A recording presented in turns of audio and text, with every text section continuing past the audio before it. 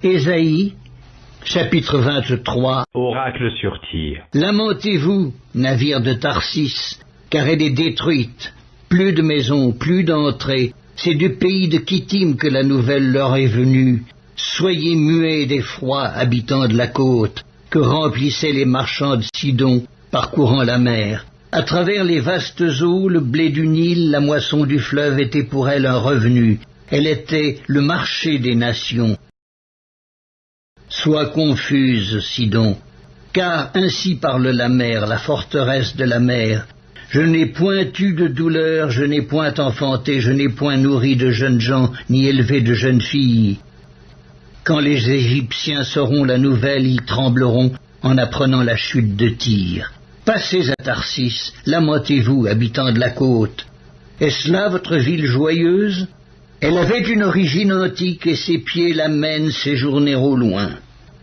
Qui a pris cette résolution contre Tyr, la dispensatrice des couronnes, et dont les marchands étaient des princes, dont les commerçants étaient les plus riches de la terre?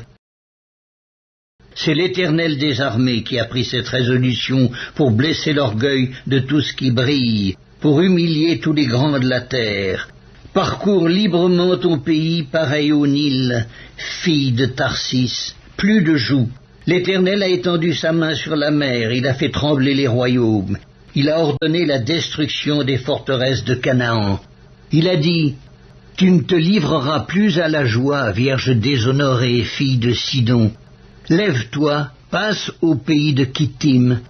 Même là, il n'y aura pas de repos pour toi. » Vois les Chaldéens qui n'étaient pas un peuple, ces habitants du désert pour qui l'Assyrien a fondé un pays.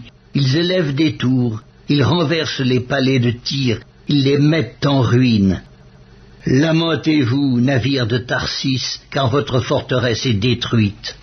En ce temps-là, Tyr tombera dans l'oubli 70 ans, ce que dure la vie d'un roi. Au bout de 70 ans, il en sera de Tyr comme de la prostituée dont parle la chanson. Prends la harpe, parcours la ville, prostituée qu'on oublie, joue bien, répète tes chants pour qu'on se souvienne de toi. Au bout de 70 ans, l'Éternel visitera Tyr, et elle retournera à son salaire impur. Elle se prostituera à tous les royaumes de la terre, sur la face du monde. Mais son gain et son salaire impur seront consacrés à l'Éternel. Ils ne seront ni entassés ni conservés, car son gain fournira pour ceux qui habitent devant l'Éternel une nourriture abondante et des vêtements magnifiques.